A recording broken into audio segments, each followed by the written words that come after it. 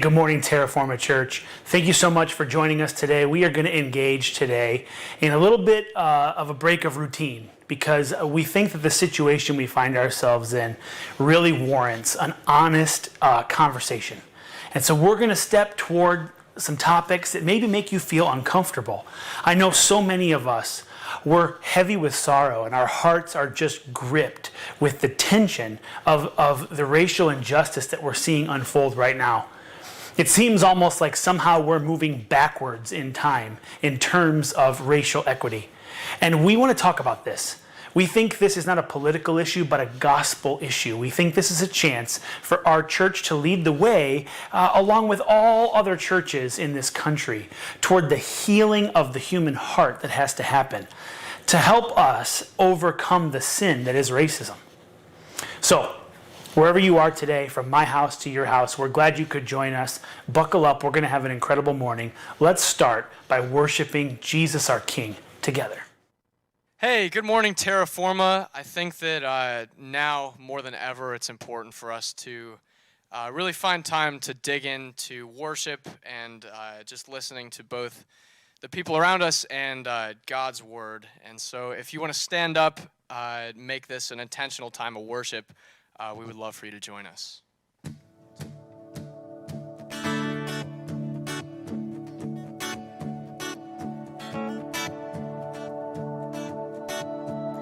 I was buried beneath my shame. Who could carry that kind of weight?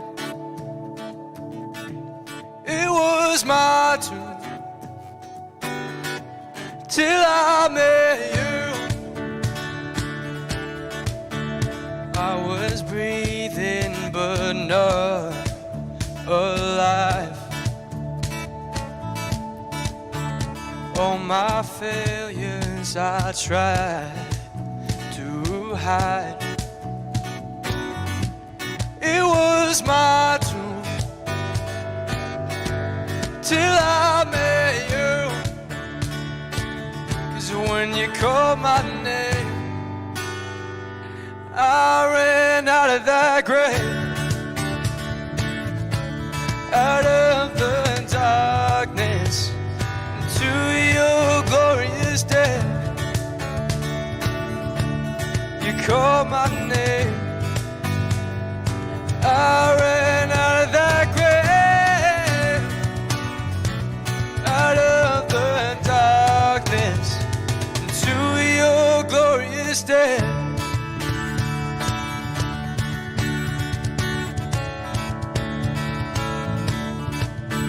Now your mercy has saved my soul. Now your freedom is all that I know. The old made new, Jesus, when I met you, you called my name. I ran out of that grave, out of the darkness to your glorious day. You called my name, I ran out of that grave, out of the darkness to your glorious day.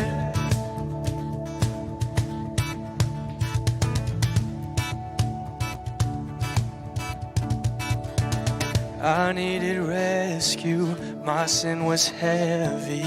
Chains break at the weight of your glory. I needed shelter, I was an orphan. Now you're calling me a citizen of heaven. When I was broken, you were my healing. Now your love is the air that I'm breathing.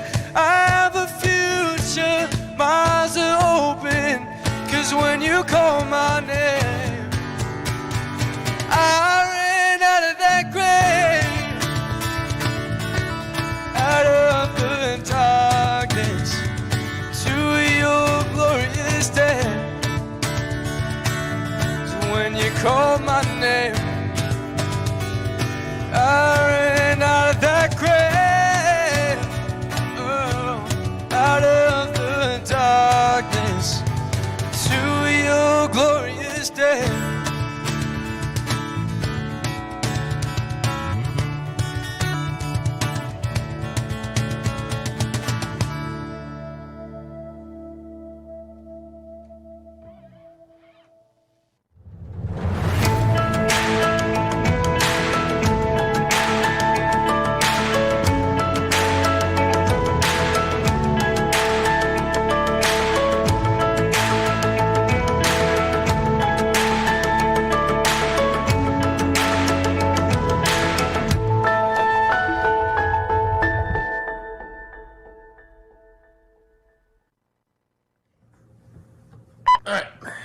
Hey, all you cool cats and kittens out there. Oh, that's my. No, sorry. Oops. My dad messed up. Can we start over? Yes, we're gonna start over. Okay. Yeah.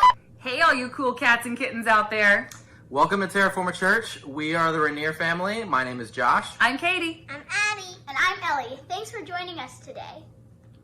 Excuse me, young lady, what are you wearing? My church clothes. No. Go get changed. You know the rules. Right now. Once again, thanks for being with us. We get the joy of going through announcements with you guys this morning. So first big announcement is if you are not on social media reviewing Terraforma, we need it. Since everything is digital right now and we're all in quarantine, we're not the only groups that might be doing church online, and there might be people that are looking for that church experience online. So why not get our name out there a little bit more and maybe attract some more people to Terraforma Church? So leaving a review, do you like Terraforma? What is it about Terraforma that you like? And that might help to encourage more people to join. Okay, guys, I'm back. Thank you. Much better. Need my Can you put your hat. hat on, please? Get your hood up. Get the hat on. Goodness, get There a you full go. effect. Perfect. All right, this year has been a little difficult for everybody moving up to the next level, and especially our graduates. We want to do something special to really send them off in style. On Sunday, June 14th, we're going to gather at Rockridge High School to do a big parade. So we're encouraging everybody to decorate their cars, make signs.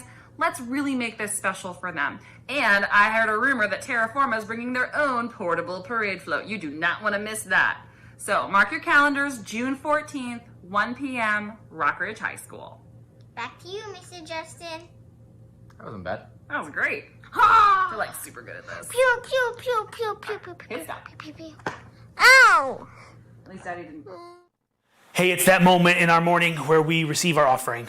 Thank you so much for your generosity. Thank you for faithfully giving. We were able to, even last week, for our Scatter and Serve Sunday, unleash a tidal wave of generosity to our nonprofit partners, and it's just so incredible. We want to thank you so much. We know during this time this is incredibly difficult, and so every gift we really do see as an outpouring of generosity, love, and support for the mission of your church. This is how we get by. It's how we continue to thrive. It's solely based on your giving. So we thank you so much for partnering with us to build the kind of church that Jesus called us to build and to work together to bring heaven to earth. Thank you for giving. You can give at terraforma.church/give. You can give in the Terraforma app. We can even receive gifts through old-fashioned snail mail. And we so appreciate your generosity. We really do see it as an act of worship. Thank you.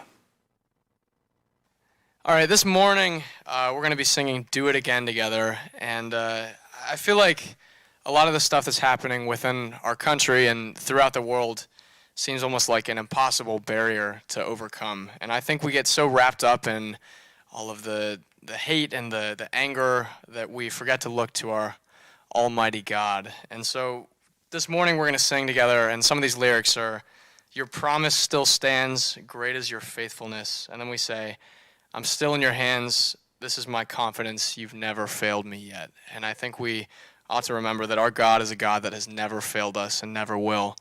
And so when we're singing this song this morning, let's think about that.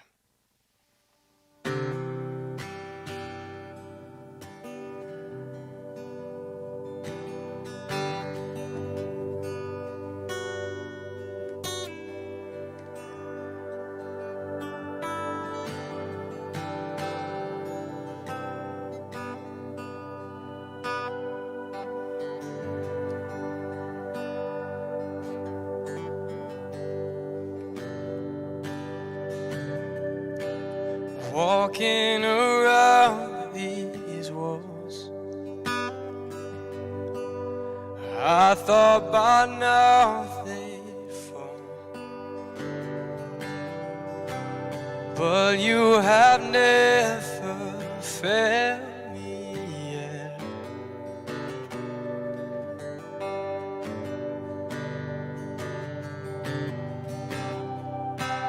Waiting for change to come, knowing the battle is won, for you have never failed me yet.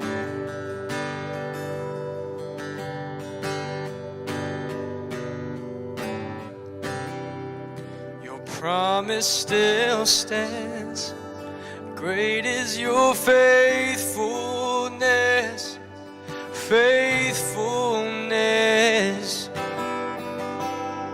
I'm still in your hands. This is my confidence. You've never failed me yet.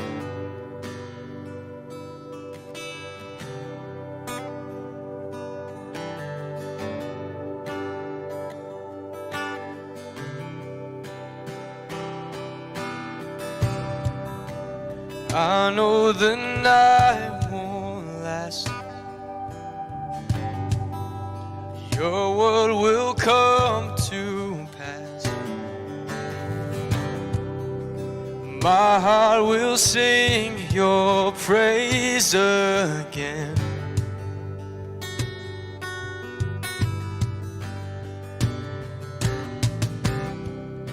Jesus, you're still enough.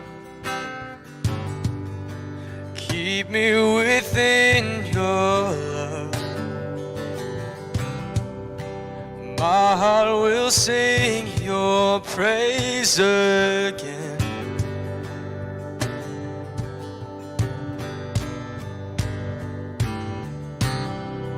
Your promise still stands. Great is your faithfulness, faithfulness. I'm still in your hands. This is my confidence. You've never failed. Your promise still stands. Great is your faithfulness, faithfulness. I'm still in your hands. This is my confidence. You've never failed me yet.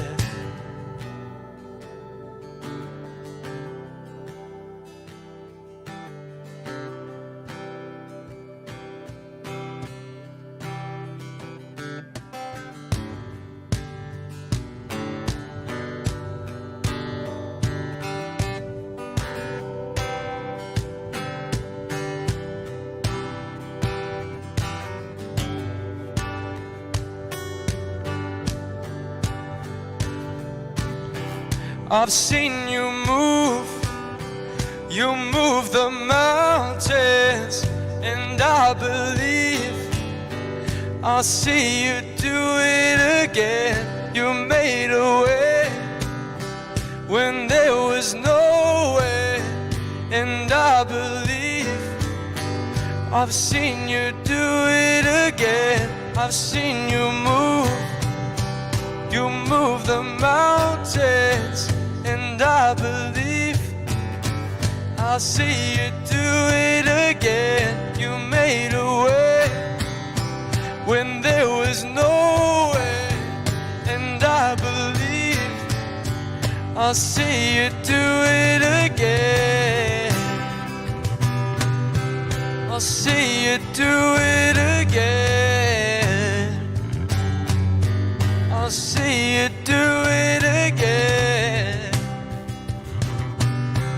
I'll see you do it again.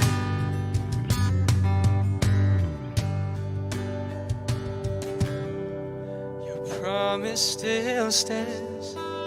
Great is your faithfulness, faithfulness. I'm still in your hands.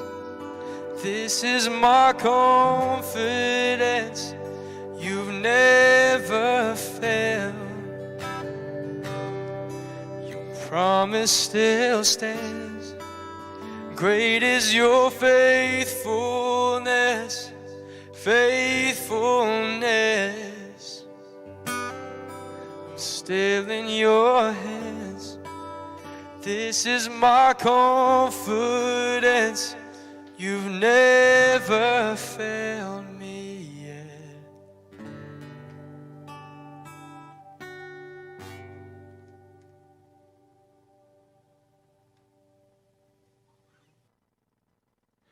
It's a first Sunday of the month, and on those mornings, Terraforma Church, as a sacred rhythm, participates in a communion celebration. Communion comes from a ritual that Jesus instituted as a way to prompt us to remember his sacrifice and what brings us together. So as we begin to talk about what this means when we remember the sacrifice of Christ, I want you to gather elements so you can celebrate together with your family. It's not important what elements you can actually gather. The idea is that it is the reality behind the elements that give it its significance, not the bread or the wine itself. On the night he was betrayed, Jesus had gathered around the table with his disciples. And I want you to understand something that maybe you miss. When we see this painting depicted there, we see often these paintings come from the Renaissance period from Europe. And we see all these white guys with their long flowing hair. It looks like, like a table of Vikings or Norse raiders maybe. That isn't really accurate. These were men from ancient Palestine. These were men of Middle Eastern descent. They were different shades of brown, and their hair was dark and curly. And another layer there, Jesus deliberately picked people from across the spectrum of the issues that were divisive in ancient Palestine. Within Jewish culture, Jesus picked people on opposite sides of that spectrum. You had at that table a group of people who otherwise would not be friends, who otherwise would not be associated, and they were about to be unified completely and totally because the thing that would bring them together was more powerful than whatever the forces were that were seeking to divide them. I think now, more than ever maybe, we need to come to the table of Christ. We need to come to the table knowing that it's his sacrifice that gives each of us a chance at repentance and redemption, that gives all of us a chance at healing, that no matter what seeks to divide us, there's a chance that in the sacrifice of Christ, we find something that can bring us together. Because there we find a model of sacrificial, self-giving love. Right now, if I could ask our world to hold one thought in their heart, to hold one reality in their mind, to let it capture their attention and let it marinate in their imagination, it would be this idea that the very definition of love is leveraging whatever resources you have for the sake of the other, for the sake of those who maybe aren't like you, who don't share your position or your privilege. Lord Jesus, we thank you for bringing us together around your table. We thank you, Jesus, that in your wisdom and grace, you saw fit to set a table that would be so vast, everyone could find a seat. That no one would be excluded, that no one would be marginalized, that everybody, regardless of their story, regardless of these issues that seek to divide us, everybody could experience the common union with you and your Father and the common unity with one another. And so as we celebrate communion, we remember your sacrifice and we remember the realities that bind us together as brothers and sisters. It's a first Sunday of the month, and on those.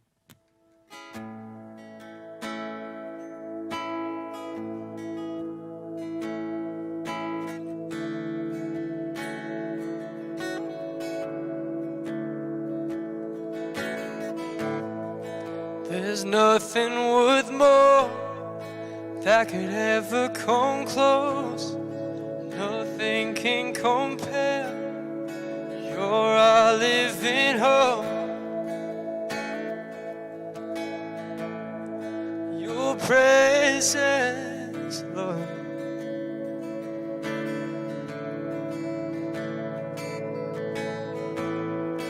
I've tasted and seen, oh, the sweetest of loves, where my heart becomes free and my shame is undone. Your presence, Lord.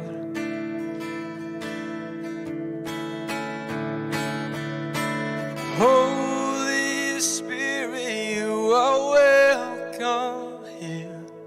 Come flood this place and fill the atmosphere. Your glory, God, is what our hearts long for. To be overcome by your presence, Lord. Your presence, Lord.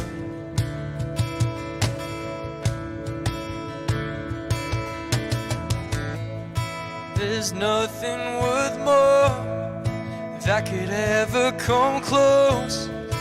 Nothing can compare. You're our living hope. Your presence, Lord.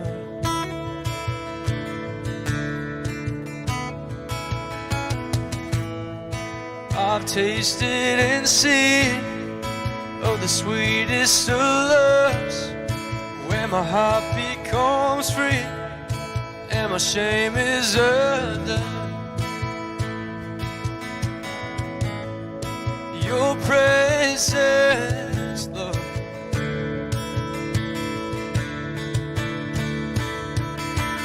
Holy Spirit, you are welcome here.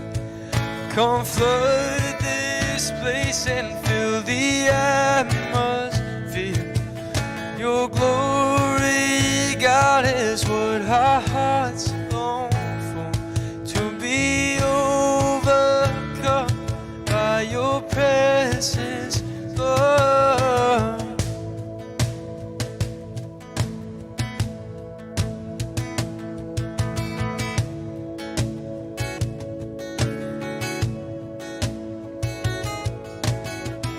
Let us become more aware of your presence. Let us experience the glory of your goodness. Let us become more aware of your presence. Let us experience the glory of your goodness. Let us become more aware of your presence. Let us experience the glory of your goodness. Let us become more aware of your presence. Let us experience the glory of your goodness, Lord.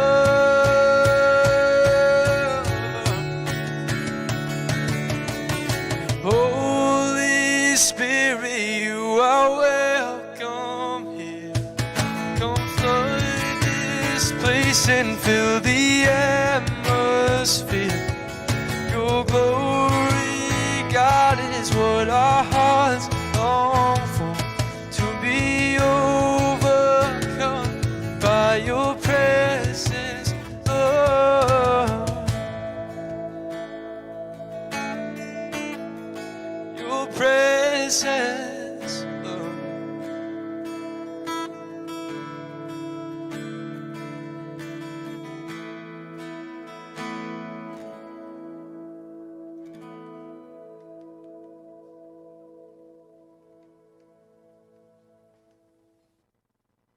Hi, church. I had the privilege of sitting down with some people that I really respect and love, really to be their student, to learn from their perspectives.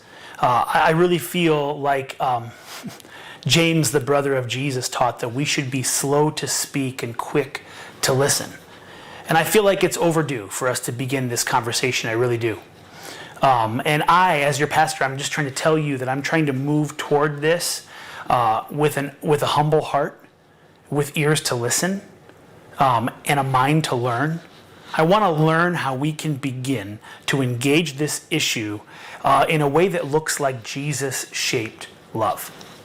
And so as a gesture in that direction, I invited some people that I really love and trust and respect to take me to school, to give me a moment to sit in their shoes and to imagine what it's like to experience life from their perspective. I hope you'll join me this morning as we have what might be a difficult conversation, but I want you to stay in it with courage and grace and humility. Let's get started.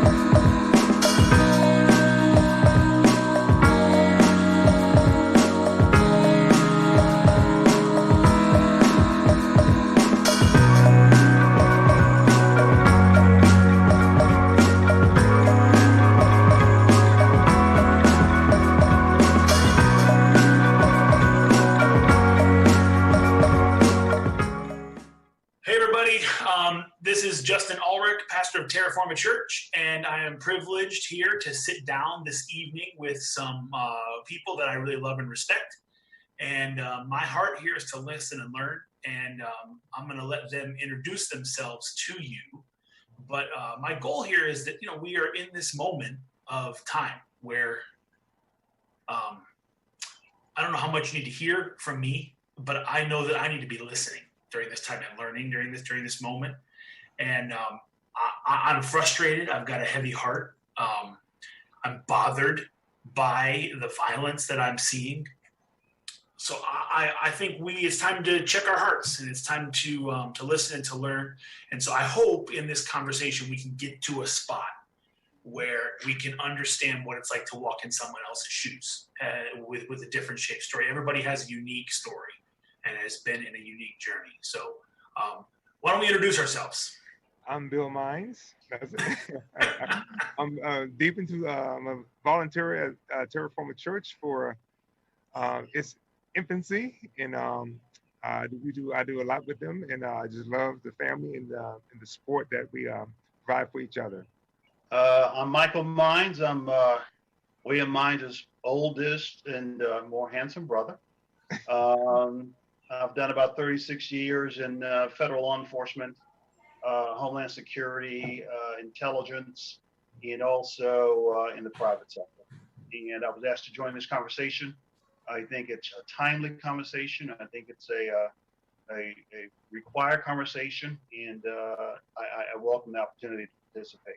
My name is Leon Battle. I am a social worker, used to work in the church, and work with a lot of children who are children of color and minorities, and just work in helping elevate those children. And very glad to be joining this discussion. I've known Pastor for quite a long time now. He was actually my youth pastor, and just really honored to be asked to be a part of this call today.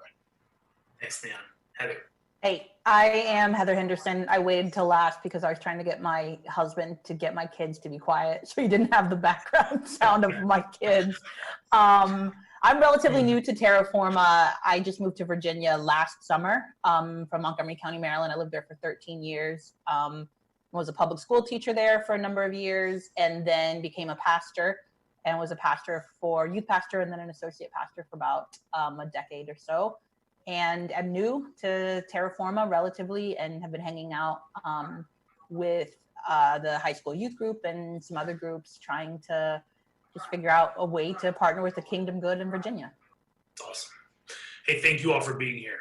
Hey, can we start the conversation with, so I posted, frustration after Ahmaud Arbery and Breonna Taylor and George Floyd. I posted something with a little bit of frustration and just trying to get my head around this. It seems senseless to me.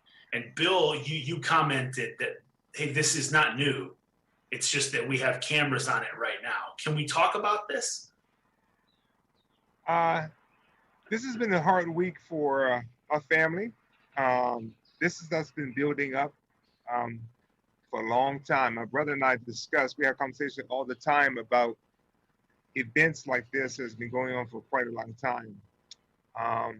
Like I told you, this has been going on, but now we have cameras. It's been being recorded, and and today's technology is right in your face immediately, and the impact is devastating to a lot of people.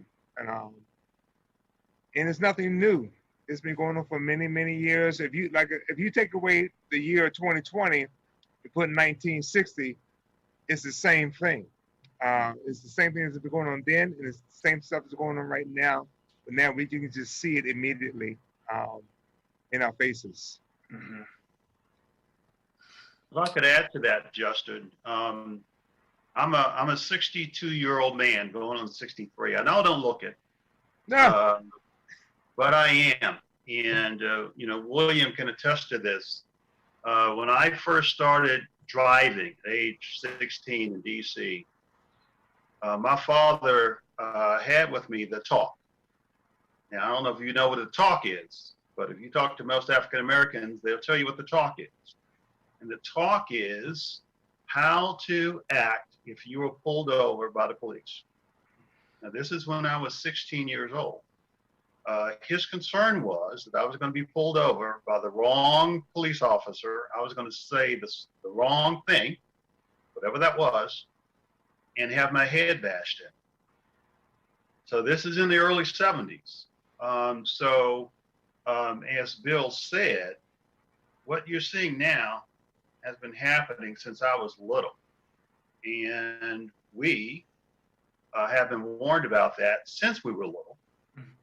And one of my biggest fears right now, like William and I talk about this every day, I have a 31-year-old son who lives in North Carolina. My biggest fear right now is he's going to get pulled over by an officer who's going to see him as a threat and respond in a violent fashion.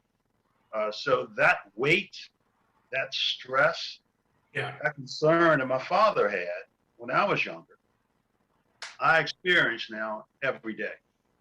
Every day. Mike, I think it's helpful for you in particular to speak into that tension as a law enforcement professional. My dad was a cop, a sheriff. He's a professor of law enforcement now.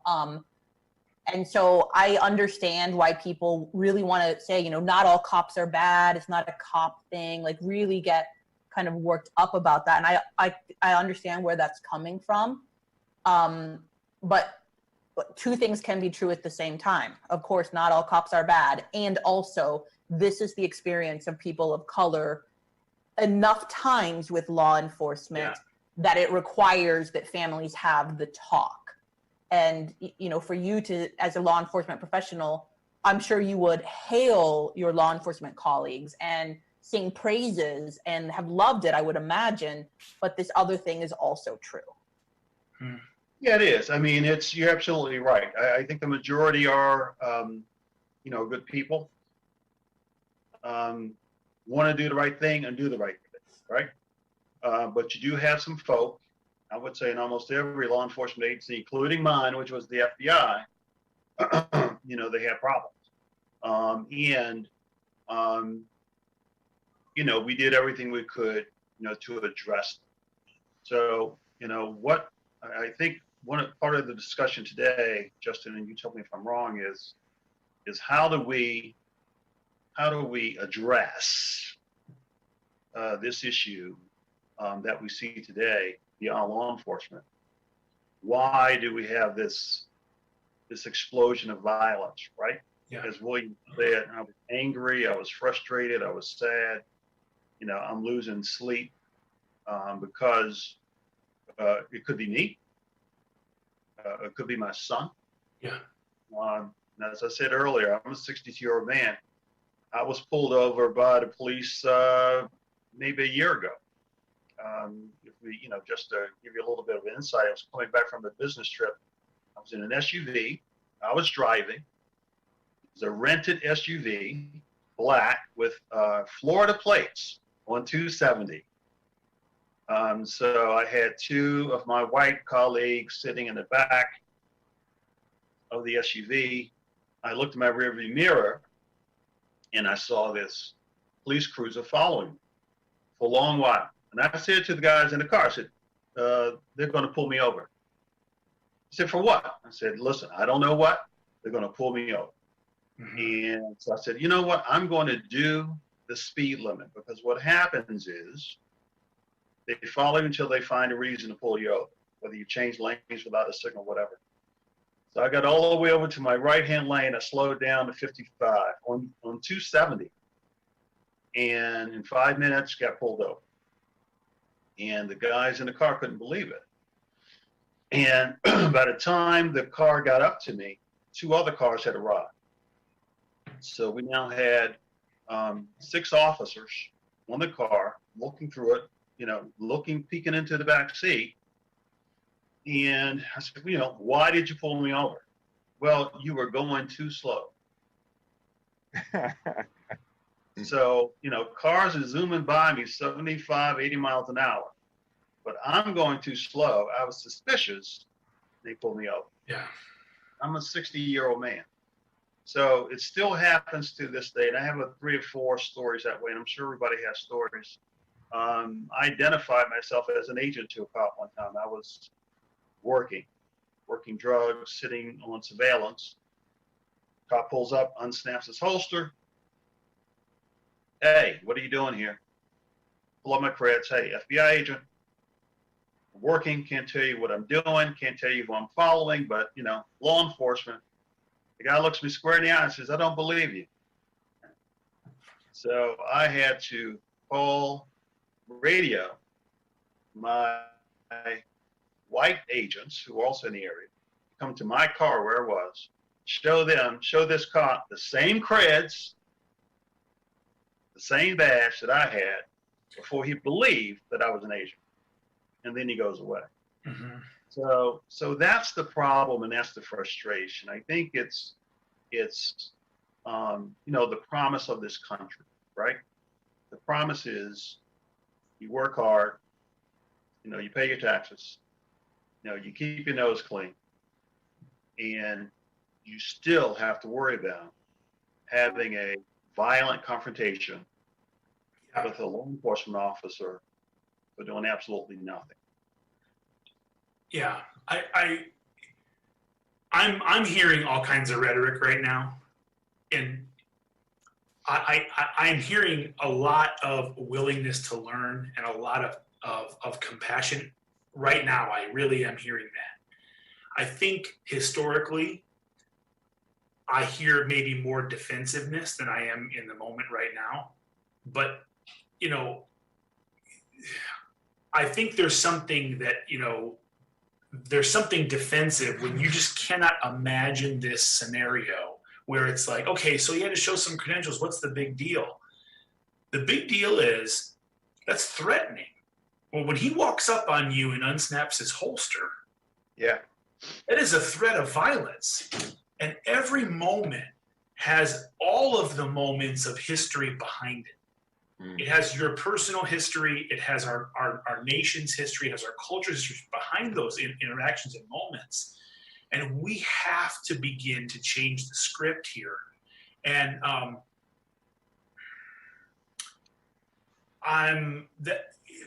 don't know what to say.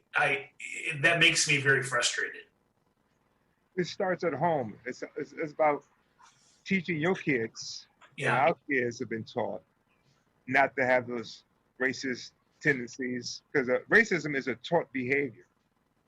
and it's been taught, many generations, and hopefully right now, has awakened a new generation to educate their children, and so that the future we won't have this problem. It's going to take a long time to change the mindset of a lot of people, because a lot of people see or saw George Floyd, and they would say, "Well, what did he do?"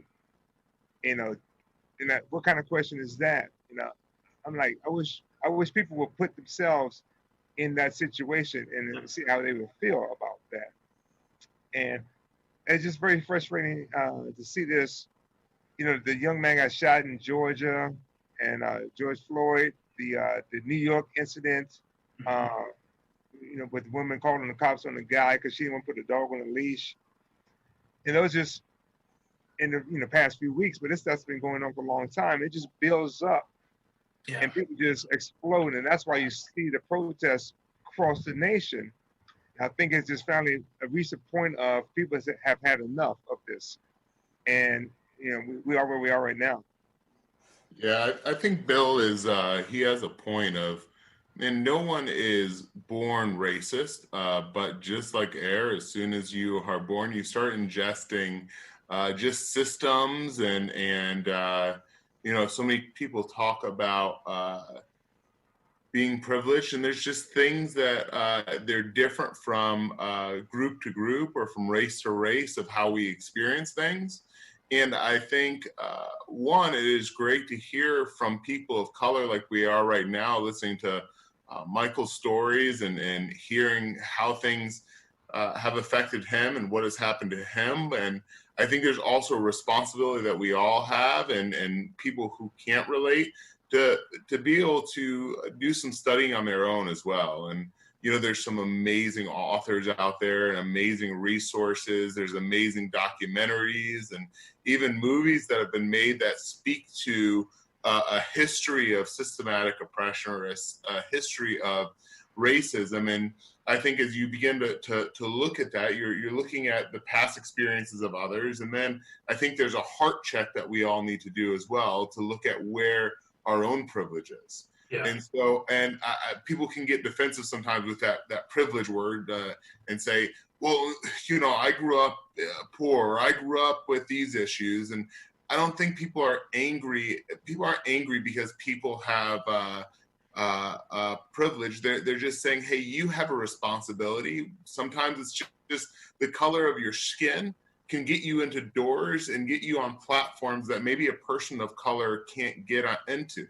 And so maybe sometimes with somebody who's not going to have a voice somewhere, you can be that voice. Or even better, if you can provide a platform for somebody of color to have their voice projected to others, man, that's even better. And so sometimes it's checking our own privileges and what advantages that we have that we can use to reach back and pull up our brothers and sisters. And so I think as you listen to people, as you read and study, and as you check your own heart and your own privilege, we can all begin to learn how we can make more equity for everyone around us.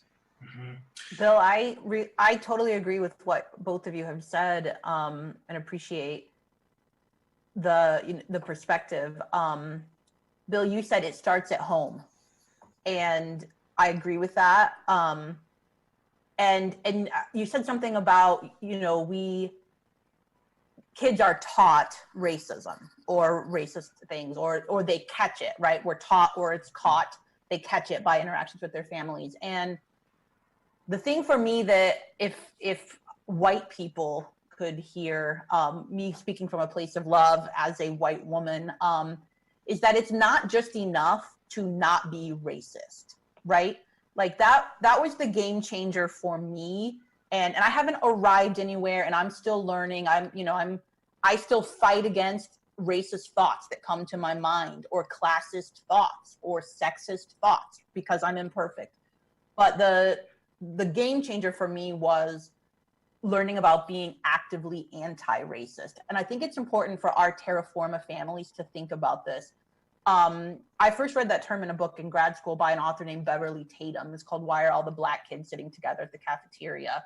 And she came from the perspective of education. I was getting my master's in education at the time. And she describes this idea that the cycle of racism is like a moving walkway at an airport. And you've got active racists who are on the moving walkway and they're walking, right? They're walking.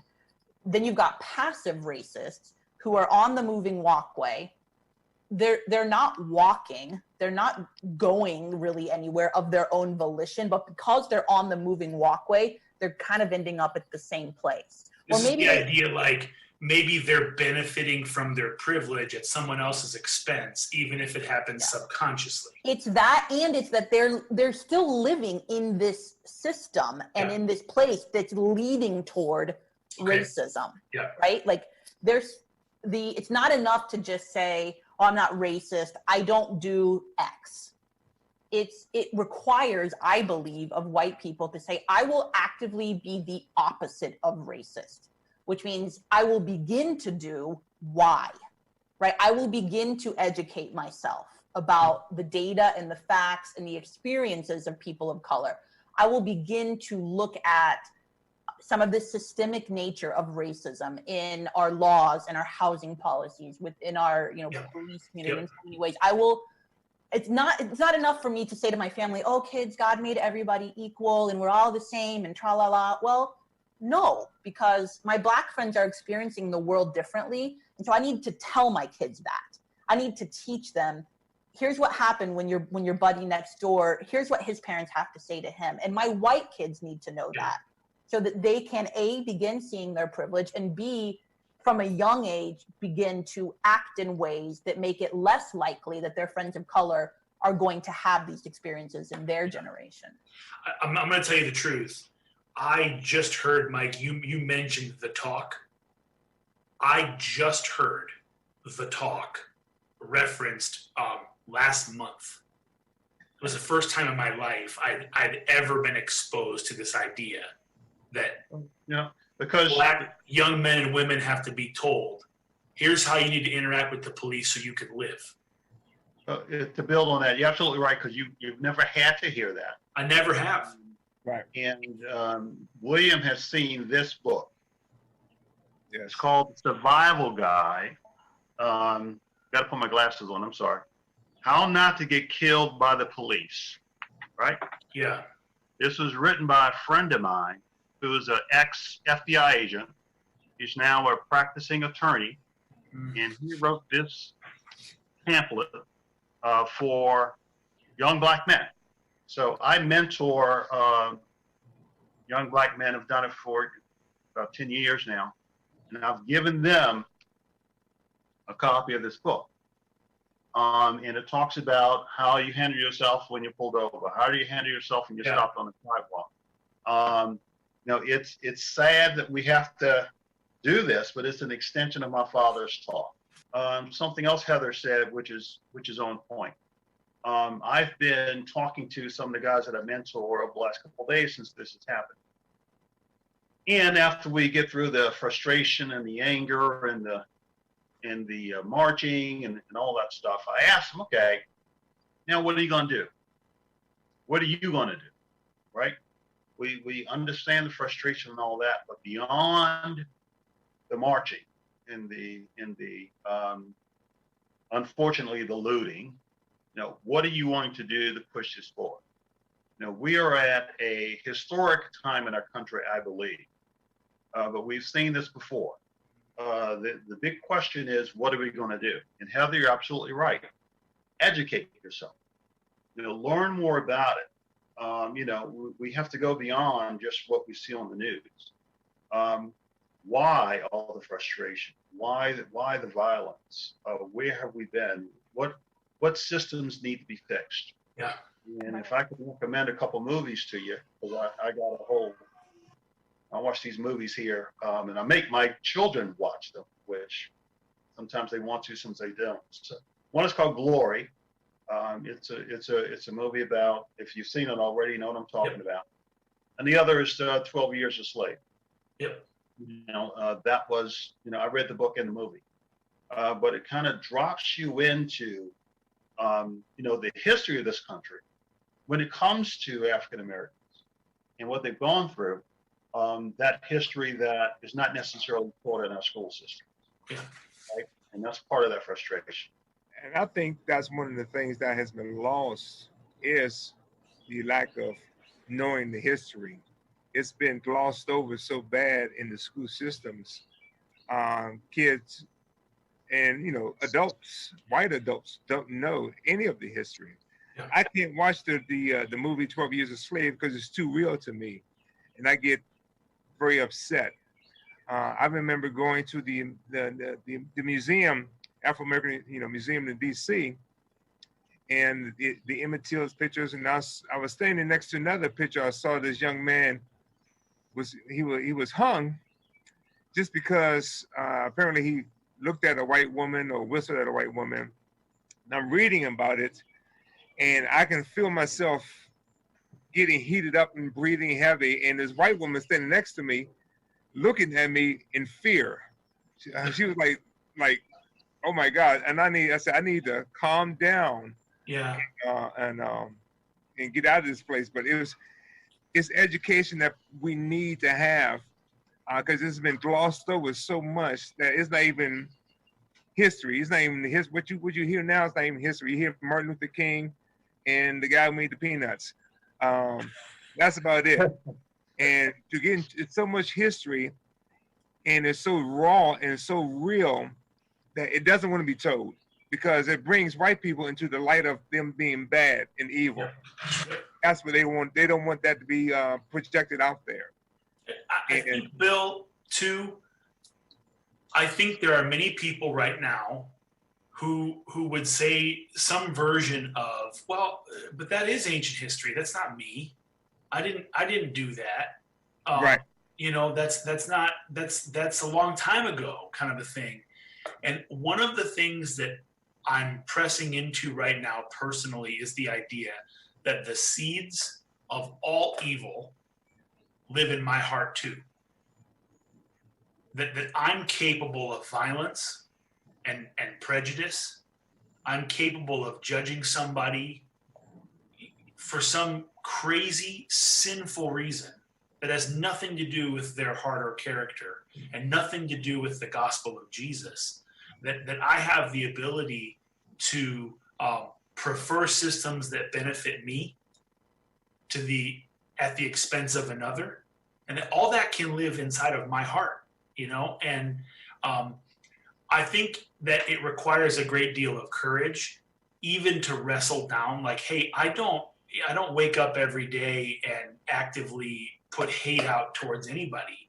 Yet there is still racism and prejudice that I have to wrestle out. David prayed to God, search my heart, search me, and see if there's any wicked way in me. Examine me deep and see if there's anything in me that I need to get rid of.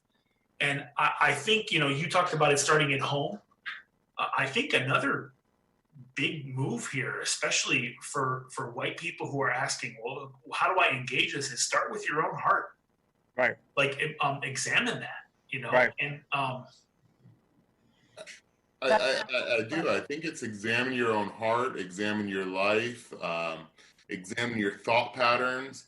And also, it's not enough to just say, well, I didn't do racist acts in the past, because we're not blaming you for something that you haven't done.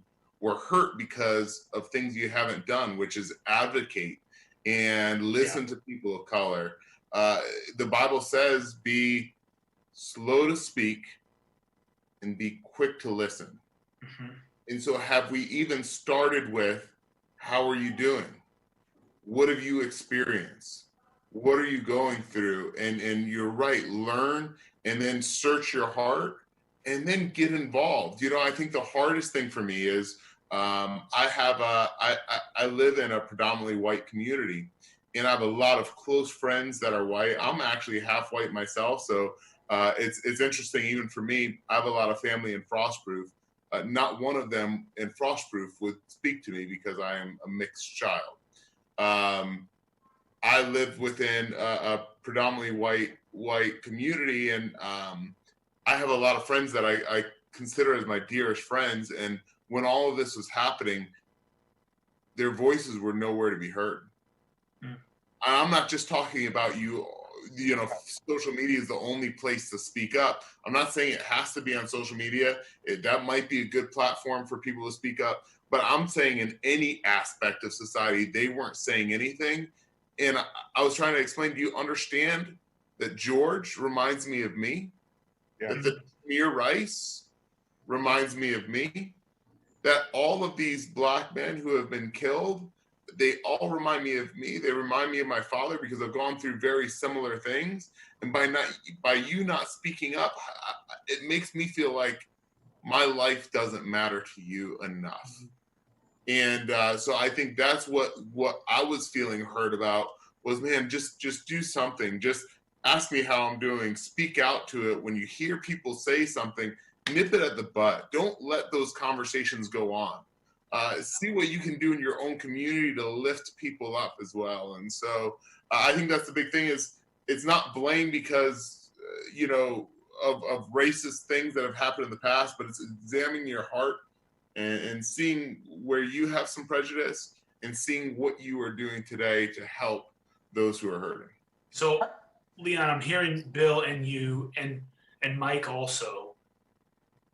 There's a wound here. And that wound creates pain.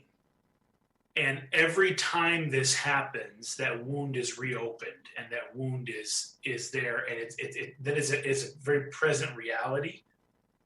Well, the wound hasn't healed. And I think part of it is, Justin, is that we, African Americans, can't heal this wound. No. Without you. Right. Because you're part of it, right? And going back to an earlier comment you made about, well, people say that's ancient history. Well, U.S. history is ancient history, but we learn it every year in school. We force our kids to learn it. 4th of July, we celebrate what? Ancient history, right? Absolutely. Celebrate it. So that ancient history argument doesn't hold water. Now, we have every year in schools in this country, Black History Month, right? Started out as Black History Week, now it's Black History Month. We talk about, as William said, the guy with the peanut and Michael Jordan. But my thought is, why is it Black History Month? Because it's American history. That's right.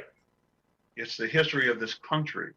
It's my history, it's your history. So I think people get defensive when they hear folk talk about this racial issue and slavery. People get defensive. Well, that was a long time ago. I'm not racist, so that ain't me. Yep. No, just because we talk about it, we're not saying that you are that. You can't address a problem until you acknowledge it. And unfortunately, there's a line from slavery to today, as far as this country is concerned, the story of this country. But we tend to turn away from that and say everything is okay. You've had a Black president, so everything is fine. Yep. And that's just not it. So until that is addressed honestly and talked about openly, and then we can walk towards each other knowing that my heart's imperfect, your heart's imperfect, but what are we going to do? We're going to gather together and try to fix this together. We will never get to where we need to be. And we're just it'll just be a matter of time until we have another incident where either a private citizen is going to kill a African-American male or female, because we've had both, or a law enforcement officer is going to do it because we still have these issues. And that's the only way we're going to get around it. And the other point I want to make is with, Martin Luther King was the, leader of the civil rights movement in the 60s, 50s, and 60s. Malcolm X also was a leader in civil issues. They had a lot of similarities and a lot of differences. But the similarity is they were both men of God. Yep. They had different gods, but they were both religious men. So my point is, when I ask, what are you going to do? The healing of this country throughout history has been led by religious leaders. It starts in the church. So it goes back to the conversation about heart, about belief, about the teachings of Christ and how we are supposed to treat each other. If that is used as the guide, then we can walk and heal this. Yeah. So we turn to our politicians to pass laws to fix this. That's not going to do it. Yep. It's not going to do it. Yeah. It's going to be what Bill said is teaching at home. Yep. Parents are the best teachers of their children, and the rules we live by. Yep. And that's going to be, in my opinion, a religious-led effort. Always has been. Mike, you mentioned Dr. King, and I just wanted to throw out there, every year on MLK Day, we're posting memes and these short little, proof texted things that he said. And I wholeheartedly encourage anyone who is a Christ follower and a white American to read Martin Luther King Jr.'s letter from a Birmingham jail. Yeah, absolutely. He writes to what he calls the white moderate. And we have turned Martin Luther King Jr. into to who we white America want him to be, someone that is safe and we're comfortable with. Yep. And there is a whole lot more to his character and what he believed in. He was fed up and frustrated with his white brothers and sisters in the church. And we need to hear that. And it's not that long of a read. It's a very good read. I also wanted to say, Bill, you said when you were at the African American History Museum, you begin having an emotional experience and you realize that the white woman next to you was alarmed by that. And I not enough white people see that is an example of systemic racism, that you as a Black man cannot safely feel and share your emotions for fear of how white people are going to respond. And my friends, white people do not experience that like that. No, right? I have the privilege to get angry. Correct. And people don't freak out. And if Leon or Bill or Mike got angry, it's experienced differently. That is racism. I agree. And Bill wasn't even There's so a much name that you're angry. going to be called because you're angry. An angry Black man or an angry white woman or a thug. Exactly. Or an N-word. There's going to be a lot of things that could potentially come out just based on that anger. And I think, we're talking about, I keep hearing the words, that's ancient history. And I think about it, and civil rights weren't that long ago. The massacre in Tulsa was only 99 years ago. There are people alive today that were alive during that time. Civil rights weren't that long ago. I encourage people, if they go to different cities, go on tours of those cities. I was just in Birmingham and did the civil rights tour there and learned more about Shuttlesworth and learned about the protests that were going on there. And it's not that long ago. I mean, I talked to my grandmother and she'd tell me stories. And then I talked to my father where they lived in a neighborhood where they weren't accepted. And as he'd walk home from school, people would light matches and they'd throw it in the Black girl's hair because they knew the Black girl's hair was greasy. They were trying to get them out of that neighborhood. My father's only 63 years old. He's not that old. And so I heard those stories, and then I experienced racism on my own as well. I grew up with a white mother, so I didn't get that talk all the time. So I got pulled over, I get searched for drugs, I was threatened to be beaten, I was always accused of having firearms on me. And people would never believe that when I tell them, because they're like, not Leon, you're just the nicest guy, you're doing all of this social work, you're doing all of this work. But it's that first impression that people see. When they see me, I'm still seen as a threatening Black man. And so while it's not that, we say it's ancient history, it's really not as far as we think.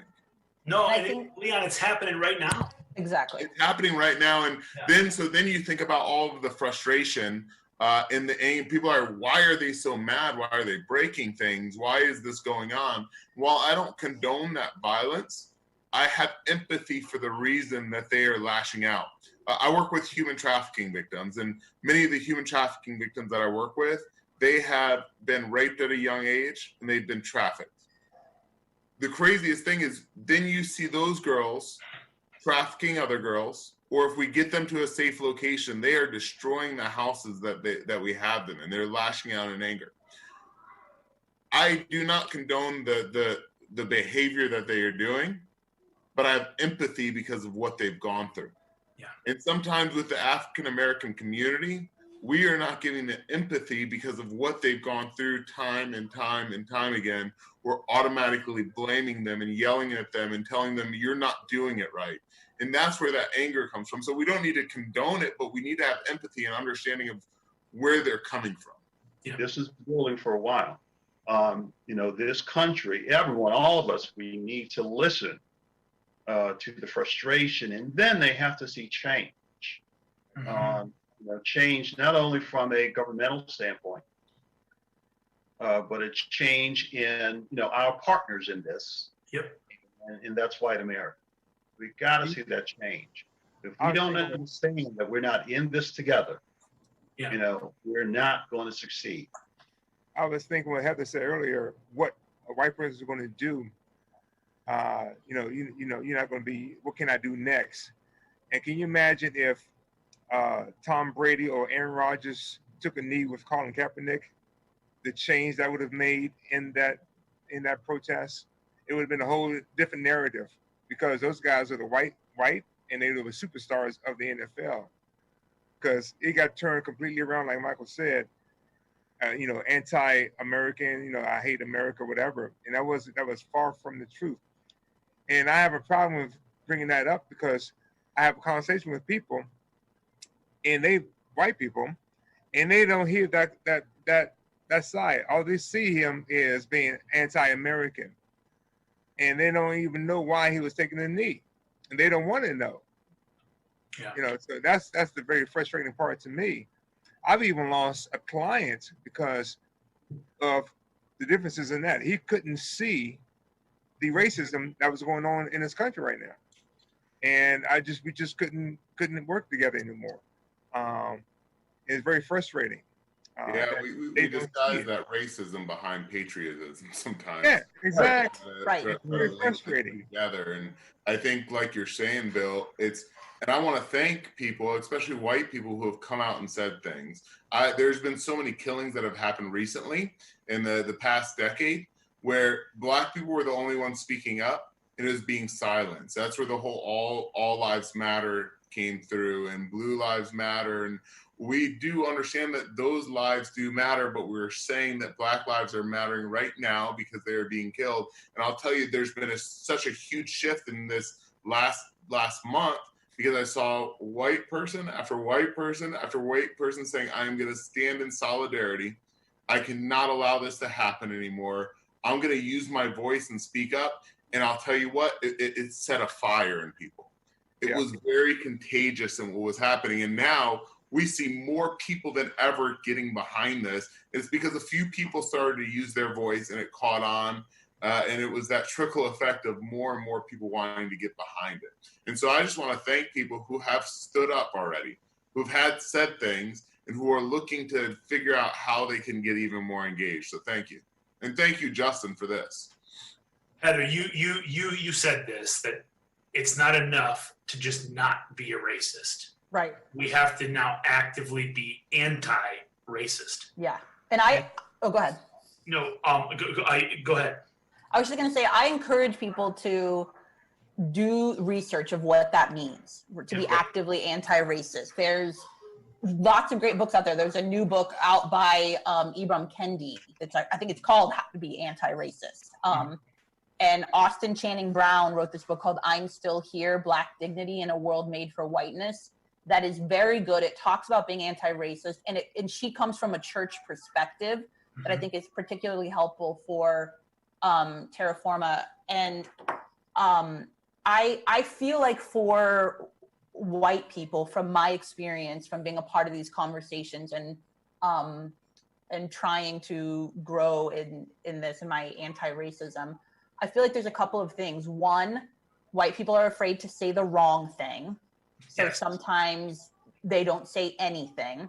I definitely, I hear that right now a lot. Yeah.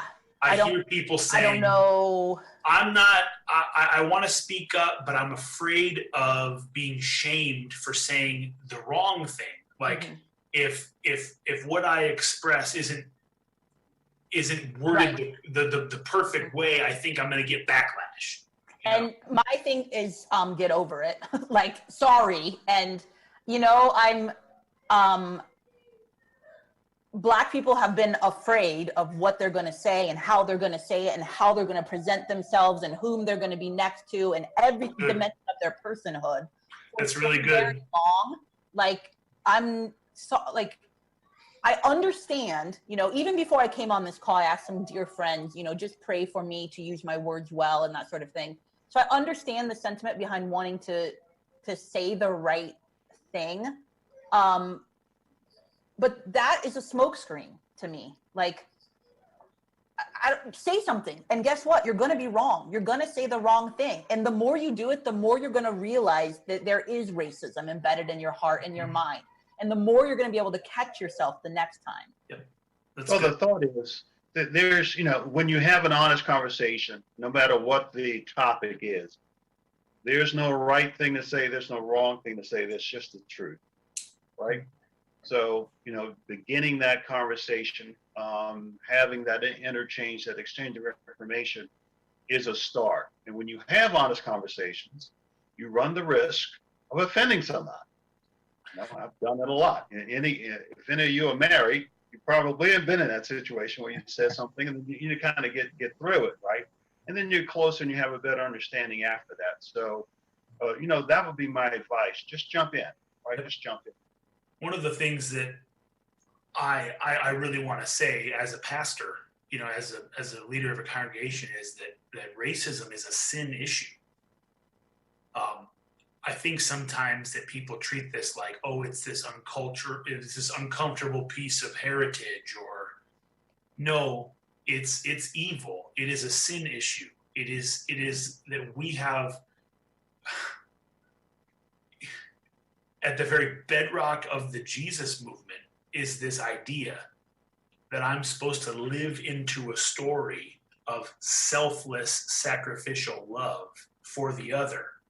That the examples that Jesus gives me about what it means to love my neighbor as myself, his most famous example is somebody from a different tribe, somebody from a different culture. You know, it's love goes to the other. And I'm actually supposed to love in the way that I would want to be loved. And this idea that, you know, I don't want to live in a world where I have to explain to my children how to survive an encounter with the police because of how they look. And so as a follower of Jesus, it's my responsibility to hear your stories, that you have to give that talk to your kids.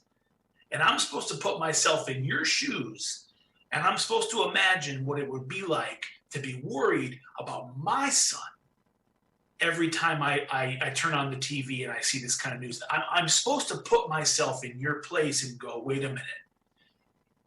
If I wouldn't want that world for me, I cannot live in that world when that's your story.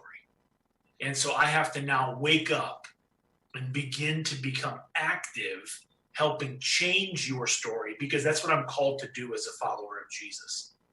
And I appreciate all of you. I appreciate your candor and your courage. I have so much respect for you. This has helped me a lot. It really has. It's opened my eyes, and it's moved my heart. And I hope that this is not the last time we have a conversation like this. But this is, you know, one of the things we have to protect against is, okay, so it's a hot moment right now. I do believe we are in a historic moment in time. I really do believe that. This fire has to outlast the moment, because we need something to break here. We need to burn out this is an issue of cultural systemic sin that needs to be refined and burned out of the human story. We got to get this fixed. And so, if in 2 months Twitter's moved on to something else, we don't have that luxury as followers of Jesus. We have to stay in the tension, and we have to even stay in this. You don't change until it hurts you, right? I mean, you don't do anything different until you feel the pain of staying the same. So that's my prayer for Terraforma, and I just appreciate all of you and the time you gave. The one thing that we need to be sensitive of when we're telling people to go make changes, we do this internationally sometimes where we decide we're going to go overseas and we're going to bring America overseas and change those communities to look more like America while stripping them of their culture and their identity. Don't as well. It's not that we need a white savior to come into African-American communities and change them and make them more white. And even just saying that is weird to say, but to just say, hey, empower those, give them a platform, advocate through your votes, advocate towards donating towards their causes, and find ways, ask a person of color how you can help that community that's disenfranchised, instead of just wanting to rush right in and try to do one big act or one big bravado act and then leave. Sometimes that will leave that community more broken than it will help. That's beautiful, Leon. So It's well really said. important. I have to agree with you, Leon. And I also want to say that don't make this a political thing. This is not Democratic, Republican. This is a human being. Humans are being killed, being beaten, and being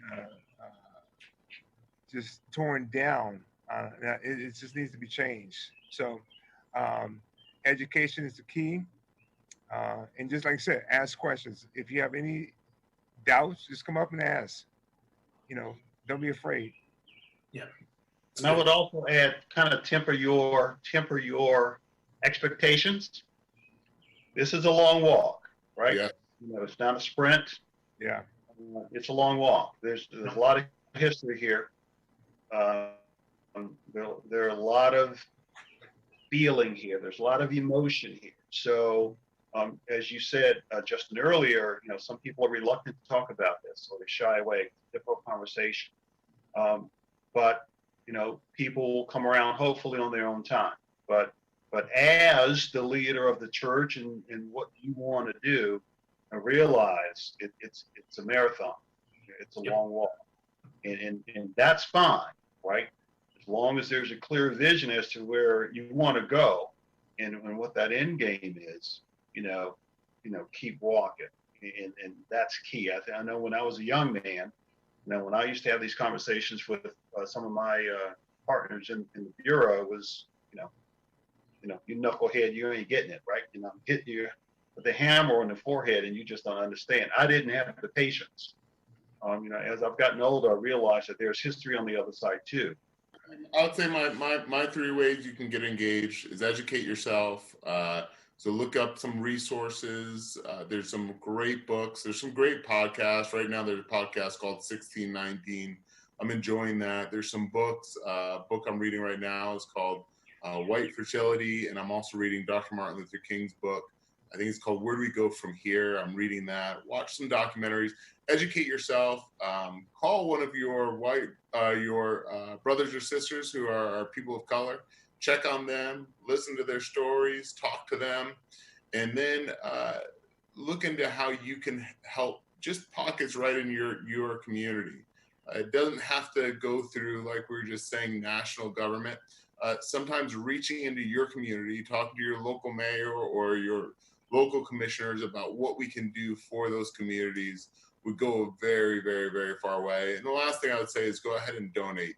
There's some great organizations. I would say go ahead and screen them, talk to them, figure out what your money is going to be used for. But sometimes giving that platform as well is extremely important. That's good. Well, thank you, Justin, for putting together this platform and doing this and spending your time on this and making this a focus for your church.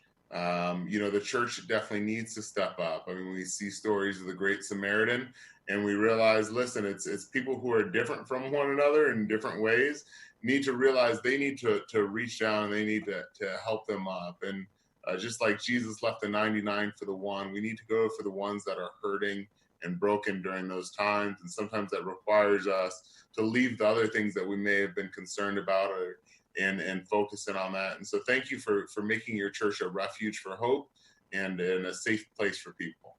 Awesome, Leon.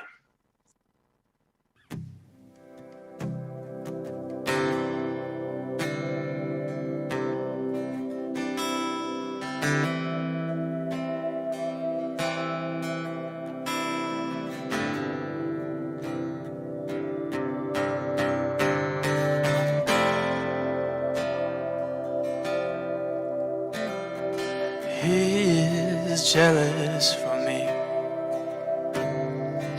Love's like a hurricane. I am a tree bending beneath the weight of his wind and mercy.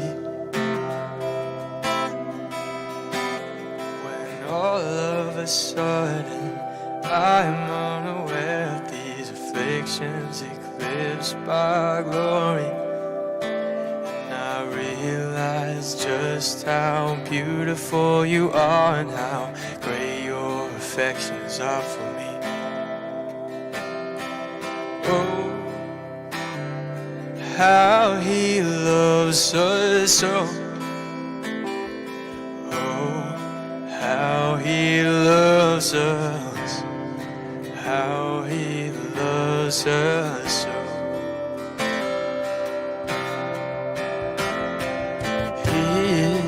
Jealous for me. Love's like a hurricane. I am a tree bending beneath the weight of his wind and mercy. When all of a sudden I am unaware of these afflictions eclipsed by glory, just how beautiful you are and how great your affections are for me. Oh, how he loves us so. Oh, how he loves us. How he loves us so. Yeah, he loves us. Oh, how he loves us. Oh, how he loves us. Oh, how he loves. So we are his portion, he's our prize, drawn to redemption by the grace in his eyes. If grace is an ocean, we're all sinking. So heaven meets earth like a sloppy wet kiss, and my heart beats violently inside of my chest. I don't have time to maintain these regrets when I think about the way how he loves us. Oh, how he loves us. Oh, how he loves us. Oh, how he loves. How he loves us. Oh, how he loves us. Oh, how he loves us. Oh, how he loves. Oh, how he loves us. Oh, how he loves us, how he loves was a song.